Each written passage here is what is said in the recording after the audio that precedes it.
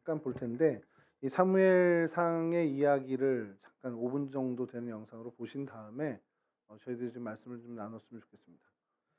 이 영상 보신 내용은 사무엘이 이제 이스라엘의 선지자로 세워지는 그 처음 과정입니다. 사무엘이 이스라엘의 선지자로 세워지는 배경이 이제 엘가나와 한나 사이에서 태어나서 엘리에게 맡겨지고 하는 그런 부분들이죠. 오늘 좀 살펴보고 하는 거는 그 출생 과정에 뭐 분이나 갈등이 있었고 이런 이야기보다는 엘리 제사장 밑에서 자라게 된 이 사무엘, 그리고 이제 엘리를 능가하는 하나님의 종으로서 성장하는 사무엘을 저희가 보면서 그들의 인생에는 뭐 큰 문제를 저희가 찾아보기 아주 큰 문제를 찾아보기는 어렵습니다만 그와 관계된 가장 중요한 자녀들, 그의 아들들에 대한 문제들을 좀 살펴보려고 해요. 그럼 거기서 저희가 오늘을 살아가는 청년들이 어떻게 살아야 되는지를 좀 한번 고민해 볼 필요가 있지 않겠냐라는 겁니다. 엘리는요, 아론 자손의 후손입니다. 그러니까 성경 자료에는 아론의 네 아들 중 이제 마지막 넷째 아들은 이다말의 후손인 것으로 이야기가 되고 있습니다. 그러니까 어쨌든 아론의 후손이라는 것, 그것이 사무엘상 2장에 이렇게 나타나고, 그러니까 제사장직을 수행하는 사람이라는 것을 설명하죠. 이 얘기는 뭐냐면 하나님이 구별한 겁니다. 처음부터 그들을, 그 자손들을 구별해서 제사장으로 세우겠다고, 아예 그냥 못 박은 사람들이라는 거죠. 그러니까 이건 참 어떻게 보면은 개인적으로는 정말 영광이죠. 큰 영광이 하나님이 그냥 미리 정해서 제사장 직무를 맡기겠다 하신 겁니다. 이게 우리 감리교도 사실은 그 선행적 은총이라는 웨슬리의 이야기를 근본으로 하면 이게 우리의 어떤 우리가 하나님을 선택했기 때문에 하나님이 나를 구원해 줬다, 이게 아닌 거라는 거예요. 쉽게 얘기해서. 칼빈은 그것을 더 강하게 얘기합니다.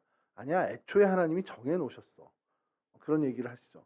우리가 이제 보이는 교회, 보이지 않는 교회를 막 이제 얘기를 하는데 이게 좀 혼용되는 것이, 이제 대개는 이제 보이는 교회 그럼 이제 뭐 건물 예배당 얘기하면서 안에 뭐 우리 공동체가 보이지 않는 교회 이런 얘기를 하는데, 칼빈은 그의 기독교 강요에서 정확하게 얘기하는 것이 보이는 교회, 보이지 않는 교회를 어떻게 얘기하냐면 예배당은 제하고요. 이 모임이 지금 보이잖아요. 이렇게 뭐 몇 명이 모이고 하는 어떤 조직들이 눈에 보입니다. 그리고 교회 예배에 앉아 있는 사람들이 회중이 예배하고 있는 모습이 어쨌든 가시적인 예배입니다. 이게 보이는 비주얼한 거죠. 근데 보이지 않는 교회는 뭐냐면 그 안에 구원받은 그룹이 따로 있다라는 거예요. 그건 못 본다는 겁니다. 절대로 사람의 눈으로. 그러니까 이 안에 우리가 지금 예배를 몇 명이 드리고 있어요. 이건 정말 보이는 예배 공동체입니다. 예배 공동체라 보이는 교회예요. 뭐 그 사람이 왔다가 가든 뭐 늦게 오든 뭐 일찍 왔다가 가든 뭐 그건 상관없지만 그 보이는 비주얼한 교회가 있는데 이 안에 칼빈 얘기는 보이지 않는 천국의 공동체가 따로 있다는 겁니다. 그건 누가 거기 공동체에 속했는지 몰라요. 보이지 않습니다. 볼 수 없습니다. 그런 얘기를 하는 거죠. 여하튼 이게 얼마나 큰 은혜입니까? 하나님이 미리 정해서 우리를 구원해 주셨다. 그것만큼 이 엘리 역시 하나님이 미리 하나님의 그 직무, 제사, 예배라는 직무를 담당하도록 하나님이 정하셨다라는 겁니다. 낳기 전부터죠. 아론의 자손으로 지정된 거니까. 자, 그런 엘리가 당시 제사장으로 있던 그때에 아까 영상에서 본 것처럼 한나가 이제 너무 그 애타는 마음으로 아들을 구하는 기도를 하죠. 자, 그래서 사람들이 그 장면을 보면서 엘리가 한나를 보면서 저 여자 술에 취했네, 빨리 돌려보내야겠다라는 판단을 하게 됩니다. 그러니까 그런 모습의 엘리를 보면서 어떻게 평가를 하냐면 성경학자들은 이 사람이 영적으로는 그렇게 뛰어난 통찰력을 가진 제사장은 아니었구나라는 것을 평가를 그렇게 합니다. 근데 그런 단점이 있는 것만이 아니라 그에게도 장점이 있었는데, 사무엘이 영상에서 보셨듯이 하나님의 음성을 듣고 3번 반복했을 때 그래 너 이거 하나님이 부르시는 거니까 주님 내가 여기 있습니다라고 얘기해라, 제가 듣고 있습니다라고 얘기해라 해서 사무엘에게 알려주죠. 그리고 사무엘이 실제로 이제 그 음성을 듣고 하나님께 응답을 합니다. 그러자 하나님께서 사무엘에게 무슨 얘기를 하시냐, 엘리 제사장의 집에 임할 저주를 얘기해요. 뭐 저주의 이유는 좀 이따 살피겠습니다만 여하튼 사무엘이 들었을 때 굉장히 불편한 얘기입니다. 내 선생님 같은, 내 스승님 같은 엘리 제사장, 그분과 그의 아들들의 범죄로 인해서 하나님이 그 가문, 그 전체 가문에 하나님이 이와 같은 정말 좋지 않은 일을 주시겠다 하시는데 이게 얼마나 불편합니까, 내가 듣기에. 그럼 저 같은 경우에 만약에 그렇게 하나님이 얘기하시면 하나님 그걸 저한테 얘기해요. 가서 직접 얘기하시지. 그렇잖아요. 세준이한테 막 나쁜 얘기를 하나님이 어떤 안 좋은 계획을 갖고 계셔. 물론 이제 그게 안 좋은 계획은 아니겠지만 세준이가 어쨌든 딱 느낄 때 고난이야, 고통이야. 그런 계획을 세준이한테 얘기해 주시고 하나님이 그냥 세준이랑 합의하시면 끝나는 걸 저한테 알려주셔. 예를 들어서. 근데 제가 세준이한테 이걸 어떻게 전합니까? 못 전해요. 진짜 못 전합니다. 많이 있어. 근데 전하지 못해.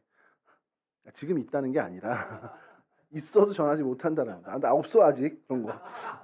전혀 없습니다. 없는데 사무엘이 들었는데 사무엘도 엄청 불편했습니다. 자, 근데 엘리야가 뭐라 그럽니까? 너 들은 거 다 나한테 얘기해. 안 그러면 하나님 너 벌 줄 거야. 네 벌 위에 벌을 내릴 거야. 그렇게 이렇게 성경 표현으로 얘기하죠. 그래서 사무엘이 어쩔 수 없이 얘기를 하는데 그 정도 얘기를 들으면 엘리가 어떤 반응을 보일까? 야, 너 꿈 꿨니? 어디서 엉뚱한 소리를 듣고 와서 이럴 수 있어요. 어린아이가 들었으니까. 근데 엘리의 장점 중에 하나는 하나님은 선하시니 그 선하신 대로 하나님이 이루실 거야.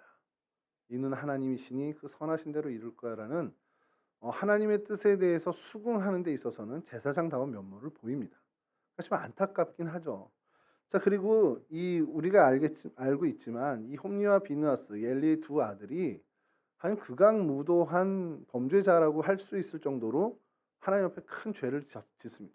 근데 제가 이 생각을 한 것이 뭐냐면 이게 정말 오늘날의 어떤 기준이나 그 당시의 기준도 마찬가지지만 이들이 이 정도의 저주를 받을 만큼의 죄인가? 이런 생각이 드는 거예요. 그리고 뭐 그 성경의 표현이 그래요. 이렇게 고기를 삶는데 이렇게 갈고리 큰 걸로 이렇게 해서 휘저어서 뭐 이렇게 해서 좋은 고기는 자기가 갖고 안 좋은 고기는 하나님께 드리는 이런 어떤 행태를 보이고 성전에서 이제 어떻게 보면 제사를 위해서 수종드는 그 여인들과 부적절한 관계를 맺는 이런 모습들을 보입니다. 그러니까 얘네들이라면 좀 그렇지만 이 두 사람이 이 하나님의 예배에 대해서 아무런 진정성이 없는 겁니다. 그냥 내 업무예요. 아버지가 시켜서 우리 집에 그냥 가업이야 가업. 그냥 가마솥 끓여가지고 뭐 300년 된 집이다 뭐 이런 가업처럼 우리 집 대대로 그냥 뭐 여호와는 뭐 하나님한테 제사 지내는 일 하니까 그 정도의 생각밖에 없는 수준으로 이 일을 맡았다라는 겁니다. 이게 근데 그렇게 한다고 해도 그게 그 집 가문에 얘네들은 둘은 동시에 죽을 거고 너는 뭐 엘리도 그냥 그 자리에 죽을 거면 엘리 후손 중에는 노인이 하나도 없을 거다라는 저주를 받을 만큼의 죄악인가라고 생각한다면 너무 하나님이 이 잣대가 엄중하다라는 겁니다. 왜냐하면 당시에 이스라엘 백성 말고 블레셋을 보거나 뭐 바알을 섬기거나 아세라를 섬기는 그 이방 신상들 보면 뭐 난잡하면 더할 없이 난잡하고 뭐 소돔과 고모라보다 더했던 이방 종교의 문화 풍습이었는데 그 기준으로 그 사람들을 얘기하면 걔네들은 이미 다 죽었어야죠. 근데 왜 이들에게만 하나님 더 혹독한 잣대를 더 엄격한 잣대를 대냐 이거죠. 이스라엘 민족에 대해서 성경학자들이 이야기할 때 하나 얘기하는 게 있습니다. 이스라엘 백성만 우상을 섬겼습니까? 가나안에 입성해서 하나님을 외면하고 가나안 땅의 이방 신상을 섬겨요. 이방 신을 섬겨요. 우상 숭배를 했습니다. 이스라엘 백성만 우상 숭배를 했어요? 그 인근에 있는 블레셋이라든지 암몬이라든지 모압이라든지 뭐 에돔도 그렇고 걔네들은 우상 숭배를 안 했습니까? 그 이방 민족들은 더 했죠. 이스라엘보다 더 했죠. 이스라엘 민족보다 더하면 되지 덜하지 않았습니다. 근데 왜 하나님은 이스라엘만 갖고 그래요? 이스라엘도 그럴 거야. 왜 나만 갖고 그래 하나님 이럴 수 있어. 그럴 수 있어요. 왜? 세준이랑 저랑 이렇게 똑같은 일을 했어. 근데 세준이한테는 그래 그럴 수 있지 하고 넘어가는데 저한텐 야, 넌 이렇게 하면 어떡해? 라고 하면 무슨 생각이 들겠습니까? 아니 세준이는 괜찮다고 그러면 나한테는 왜 그러지? 저희 집에 아들이 있고 딸이 있습니다. 아들이 갖는 마음이 뭘까라고 생각하면 그걸 겁니다. 왜 누나한테는 다 괜찮은데 나한테는 뭐라고 그래? 이 생각을 가질 거예요. 아니 뭐 여러분 그런 생각 안 해봤어요? 왜 형한테는 괜찮은데 나한테는? 이스라엘도 그랬을 텐데 거기서 여러분 선택이라는 것이 들어갑니다. 하나님은 당신이 당신의 백성으로 택정한 자에겐 당신의 기준을 당신의 잣대를 가지고 평가를 할 수밖에 없다라는 거예요.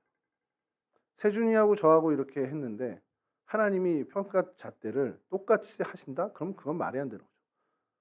얘는 신학생이고 얘는 목사인데 목사에 맞는 잣대를 대고 신학생에 맞는 잣대를 대야죠. 같은 잣대를 댄다면 만약에 둘 다 목사의 잣대를 댄다. 뭐 세준이 죽었죠 그럼. 새벽을 안 나와? 어디를?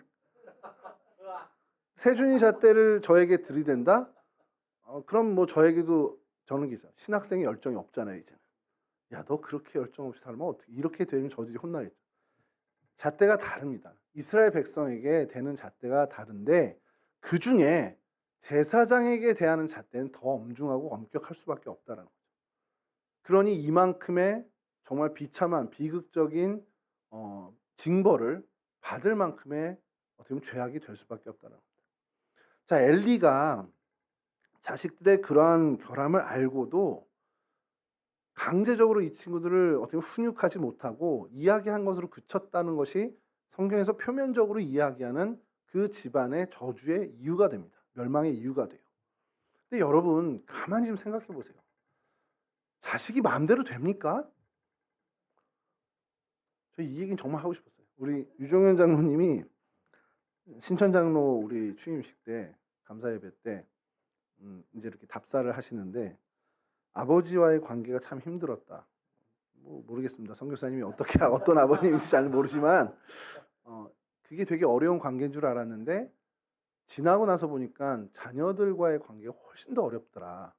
그걸 얘기하시는데 너무 공감이 되는 겁니다. 저도 아버지가 쉽지 않아요. 어머니는 편했는데 아버지는 되게 뭔가 싫은 건 아닌데요. 불편한 것도 아니고 어렵습니다. 그러니까 불편하고 싫은 게 아니라 그냥 어려워요. 아버지도 장인어른도 어렵습니다. 자, 근데 그 관계가 참 어렵구나. 인생 살아가면서 아버지랑 푸는 거는 참 쉽지 않은 일이구나 생각을 하다가도 아이들하고 관계에서는 답이 없구나라는 걸 생각합니다. 내 마음대로 안 돼요. 네? 어떻게 안 나? 내 마음대로 안 되는 정말 어떻게 보면 손꼽으라는 존재는 자녀일 겁니다. 엘리에게도 마찬가지였을 거예요. 뻔히 잘못을 안 다그쳤겠습니까? 혼내지 않았겠습니까? 강제로 그게 되냐 말이죠. 자, 그러면 우리가 그렇게 생각할 수 있죠. 엘리 역시 아까 말씀드린 것처럼 그런 어떤 영적 통찰력이 부족한 뭐 한나가 기도하는 걸 성령에 취해서 기도하는 걸 술 취했다라고 착각하는 그런 통찰력이 없기 때문에 그 역시 하나님 앞에서 그렇게 온전하지 못했기 때문에 홈리와 비느하스에 대해서 그렇게 영향을 못 준 거다라고 평가를 한단 말이에요. 되게 어떻게 보면 무서운 평가를 그렇게 내리고 있어요. 근데 저는 그 평가를 그렇게 내리고 싶지 않습니다.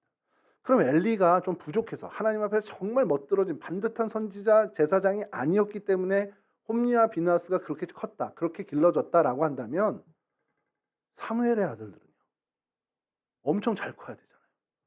사무엘은요 여러분 성경에서 단언하건대 사무엘 이상 갈 만한 선지자가 사실 없습니다. 그 정도로 사무엘은 그 하나님과의 관계에서 정점에 있던 사람이라고 해도 우리가 정말 무리되지 않을 만큼의 정말 최고의 선지자 중에 하나였습니다. 그럼 그의 아들들은 홈리와 비느하스, 엘리가 부족했기 때문에 홈리와 비느하스가 태어났다, 뭐 그렇게 자라났다 그러면 반대의 모습 결과가 돼야죠. 정말 모범적인 아들들이 되어야 되는 게 맞죠. 근데 어떻습니까? 아까 영상에도 잠깐 나왔지만 뇌물을 받고 재판을 굳게 한 사람들이 이 사무엘의 아들들이에요. 그럼 홈리와 비느하스가 어느 하늘에서 갑자기 뚝 떨어졌다. 그건 아닌 걸 알잖아요. 그의 양육의 과정, 엘리가 기르는 과정에서 어쨌든 그렇게 된 거란 말이죠. 그렇게 길러진 거예요. 그렇게 양육되어진 겁니다. 우리가 생각할 때. 그러면 엘리가 부족했기 때문에 뭔가 결격이 있기 때문에 그렇게 양육했다라고 우리는 생각을 하는데 그럼 반대의 경우 사무엘처럼 반듯하고 올곧고 하나님의 사람으로 정말 정점에 있는 사람이라면 그럼 그의 스라에 있는 아들들은 바르고 건전하게 반듯하게 컸어야 되는 거 아니에요. 안 그렇다는 겁니다. 결과는. 그럼 우리는 여기서 어떻게 생각해요? 부모와는 상관없는 겁니다. 아버지의 신앙과는 상관이 없는 거예요. 아버지의 신앙이 이런 표현이 있어서 개차반 같든지 아버지의 신앙이 정말 반듯한 신앙이라 할지라도 아들에겐 무관하다는 겁니다. 자녀에게. 여러분 이건요 굉장히 무서운 얘기가 될 수 있어요.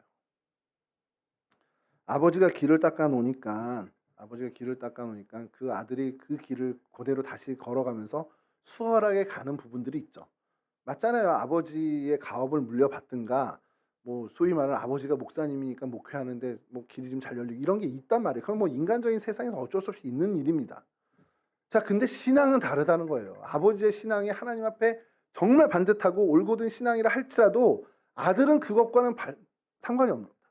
이게 반대로 얘기하면 아버지의 신앙이 정말 눈 뜨고 봐줄 수 없는 그런 신앙이라 할지라도 그 아들은 반듯한 신앙으로 자라날 수 있는 가능성도 있다는 겁니다. 여러분, 이 홈리와 비느하스가 어느 날 뚝딱 만들어진 게 아니라 뚝딱 떨어진 게 아니라 만들어진 거고 길러진 거고 그렇게 양육되어 온 거라고 우리가 생각을 하고, 그러면 그거는 엘리 탓이네 라고 생각하겠지만, 아까도 말씀드렸지만 반대로 그럼 사무엘이면 달라야죠. 물론 이제 사무엘의 그 얘기를 성경학자들은 뭐라고 얘기냐면 뭐 베델과 단과 막 다니면서 순회 재판을 해요, 사무엘이. 그러다 보니까 가정을 돌볼 시간이 없었어. 그래서 아들들이 방치돼서 그렇게 컸어, 이렇게 얘기한단 말이에요. 뭐 그거나 저거나 어쨌든 간에 아버지의 신앙의 영향을 못 받았다는 얘기입니다. 근데 이게요, 오늘날엔 더 심각한 것이, 여러분 오늘날 기성세대의 존재감은 여러분들에게 어떻습니까? 그러니까 이 지금 청년 세대라든지 지금 MZ 세대라고 하는 이 세대들이 기존의 기성세대에 대해서 어떻게 생각해요? 그냥 꼰대라고 생각합니다. 라떼족이라고 뭐 요즘 얘기하더라고요. 뭐 갑질 골질이나 뭔지 모르겠는데 갑질 골질 얘기를 하면서 기성세대에 대한 권위가 아예 없는 시대를 우리는 살고 있습니다. 근데 이전에 왜 기성세대가 존중을 받았냐면 정보를 독점했어요, 기성세대가. 지금처럼 이런 정보화된 시절이 아니고 또 핵가족화된 어떤 소규모 가족이 아니다 보니까 친족들과 가족들이 많은 무리에서 사실은 살아가는 노하우, 어떤 세상의 어떤 이치에 대한 이 노하우들을 이 아버지들, 가장들, 기성세대들이 거의 독점하다시피 하고 그걸 가지고 다음 세대들을 지도했단 말이에요. 그러니까 나보다 많이 하네. 그러니까 모든 어떤 농업 기술이 됐든 모든 살아가는 모든 이치나 이런 것들을 기성세대가 더 많이 아니까 그냥 존경하는 어떤 힘이 생겼다라는 겁니다. 근데 오늘날 핵가족화가 됐죠. 그러니까 아버지랑 아들 뭐 이렇게 뭐 세대 해봐야 식구가 4-5 식구밖에 안 되고, 거기에다가 저출산 문제로 하나밖에 없는 아이들도 많고, 얼마나 애지중지입니까? 그리고 거기에 플러스 정보화 시대가 되다 보니 아버지나 내 기성세대로부터 얻는 지식이 아닌 정말 많은 다양한 루트를 통해서 내가 살아가는 지식과 삶의 이치들을 얻게 됩니다. 어쩌면 신앙의 어떤 그 부분들도, 어떤 성경의 지식이라든지 신앙의 어떤 부분들도 내 아버지나 어머니가 아닌 다른 루트로 얻을 수 있다는 것이 많아진 거예요. 그러다 보니까 기성세대에 대한 권위가 없어집니다. 자, 이런 시대에 아버지 어머니로서 존중받지도 못하는 시대에 아버지 어머니의 신앙이 자녀에게 영향을 준다? 어렵다는 겁니다. 점점 더 어려운 시절을 보내고 있다. 자, 그러면 어떻게 할 거예요? 신앙 어떻게, 누가 책임집니까? 자녀들의 신앙 누가 책임질 거예요? 부모는 책임질 수 없는 상황이 돼버렸어요, 이미. 어떻게 그러면 이걸 책임집니까? 누구도 책임 못 집니다. 뭐냐? 내 신앙은 내가 책임지는 것밖에 없다. 이거를 좀 인식했으면 좋겠어요. 그냥 교회 열심히 다니면 저절로 내가 신앙생활, 그냥 교회 몇십 년 다니면 신앙이 그냥 자라나겠지. 내가 예배 참석하면 그 예배 통해서 내가 좀 자라나지 않겠어? 내가 성경 공부 많이 하면 뭐 그냥 저절로 이렇게 하나님 가까워지겠지. 안 하는 것보단 100번 낫습니다만, 그래요, 안 하는 것보단 100번 나아요. 주일 성수 안 하는 것보단 주일 성수하는 게 훨씬 더 가능성이 높습니다. 근데 그걸로 저절로 되진 않는다는 겁니다. 내가 하나님과 씨름하는 시간이 있어야 돼요. 내 생각과 내 염두 속에 하나님이 계셔야 됩니다. 그래야 내 신앙이 자랍니다. 제가 지난주에 여러분 좀 듣기 좀 싫었을 수도 있겠지만, 모든 신앙생활에 예배를 제껴두고 예배랑 무관하게 살면서 하나님과 가까이 산다? 예배와 무관하게 살면서 하나님과 친숙해진다? 거짓말입니다. 그런 일 절대 일어날 수 없습니다. 착각하는 거죠. 나 하나님과 가까워진 것 같아. 나 이렇게 마음이 뿌듯하고 감동하고 내가 이거 눈물이 흘리는데 하나님이 내 속에 임하셨나 봐. 아니, 감정이에요. 절대 아닙니다. 예배 드리는 건 너무 싫어, 지루해. 근데 무슨 하나님을 사랑해? 말도 안 되는 소리입니다. 예배가 기다려져. 예배가 난 정말 예배 또 드리고 싶어. 이렇게까지는 아니어도 좋아요. 그렇게 하기 쉽지 않지. 쉽지 않죠. 근데 우리 그런 경험 있잖아요. 정말 은혜 받았을 때 예배가 기다려지고 찬양하고 싶어지고 그냥 가만히 있어도 저절로 내 입에서 찬양이 흥얼흥얼거려지고 하나님 말씀을 볼 때마다 궁금해. 이게 뭐 어떻게 된 거지? 이런 일들이 우리 경험해 봤잖아요. 여러분 이런 일 없이 예배에 참여함과 하나님 앞에 예배하는 내 생활이 없이 하나님과 가까워졌어. 내 신앙이 자랐어. 성숙해졌어. 거짓말입니다. 절대 속지 마세요. 삶을 예배로 드려야 돼. 그러면서 뭐라고 하는지 아세요? 주일날 예배당 가서 예배 그 중요한 게 아니야. 내 삶에서 하나님과 가까이 가고 삶을 예배로 드리는 게 중요해. 주일에 예배당에 가서 예배도 못 드리는데 어떻게 삶을 예배로 드립니까? 아니 걷지도 못하는 애가 어떻게 뛰어요? 이유식도 못 먹는 애가 어떻게 저 질근질근한 소고기 스테이크를 소화시킵니까? 그건 말도 안 되는 논리의 비약입니다. 그건 정말 어떻게 보면 예배당에서 예배드리지 않는 사람들, 그냥 생활 속에서 정말 그냥 신앙이냐라고 하면서 편하게 살고 싶은 사람들의 합리화일 뿐입니다. 정말 단언하건대 내가 예배를 사모하는 마음이 없다? 내 신앙은 병든 겁니다. 여러분 이거 굉장히 중요해요. 우리 아버지 어머니 기도 많이 하시니까 어머니 나를 위해서 기도해 주니까 나는 뭐 걱정 안 해. 신방 가서 저도 많이 얘기했어요. 권사님 기도 그렇게 하시는데 자녀 걱정하지 마세요. 기도하는 어머니의 자녀들이 망하는 법 없습니다. 얘기하지만 솔직히 얘기하고도 걱정해요. 저놈 자식 언제 교회 오지? 진짜 요즘은요 고마운 게 여러분들 이 청년들이 이 주일 이 낮 시간 교회에 와서 머물러 주는 것만도 감사한 시절이 됐어요. 근데 저는 기대치가 그렇지 않아요. 아까 말씀드렸지만 하나님의 기대치는 세상 사람들의 기준과 잣대로 여러분들 되면 여러분 훌륭한 사람입니다. 이 시간에 교회에 와 있어. 야, 이 시간에 저기 놀러 안 가고 교회 와 있어. 금요 심야에 여기 와 있어. 나이트 안 가고 여기 와 있어. 이거 엄청난 정말 하나님이 칭찬할 일이지만 그건 세상 사람들을 보는 기준의 잣대로 그렇지만 하나님이 크리스찬을 향한 잣대를 가지고 한다면 너 주일에 여기 오는 건 당연하지. 근데 너 여기서 뭐 하고 있어? 왜 국수만 먹고 있어? 또 예배 무슨 구경꾼이야? 하나님 그 잣대로 기준으로 들이대신다는 거예요.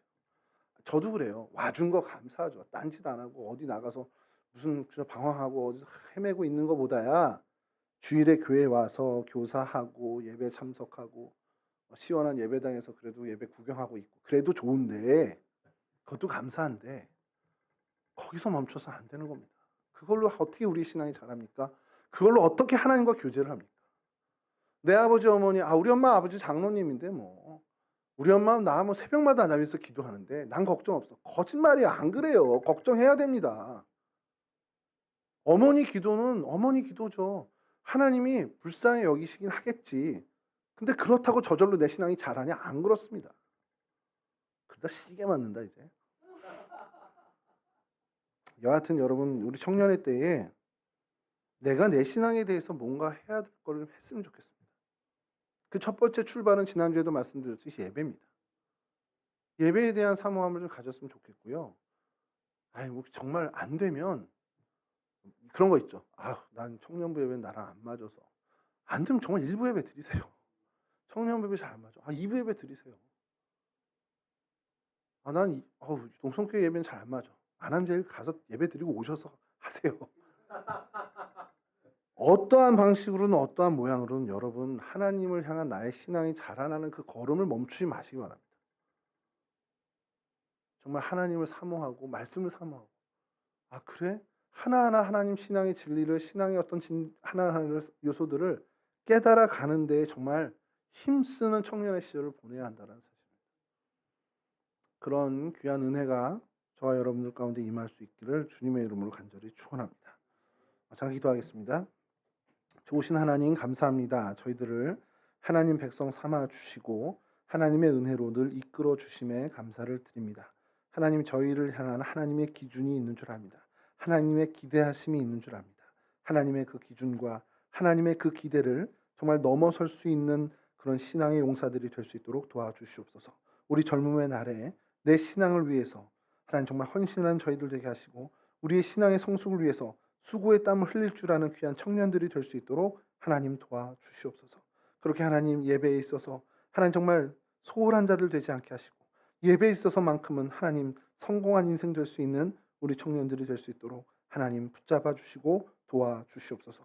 우리 동성교회 청년부가 하나님 적은 인원이 모인다 할지라도 하나님 정말 진정한 예배자의 모임이 되게 하여 주시고 그러한 예배자로 예배 공동체로 하나님 앞에 영광을 돌리며 하나님께 기쁨을 드리는 귀한 그런 공동체가 될 수 있도록 하나님 붙잡아 주시옵소서. 감사하며 예수 그리스도 거룩하신 이름으로 기도합니다. 아멘.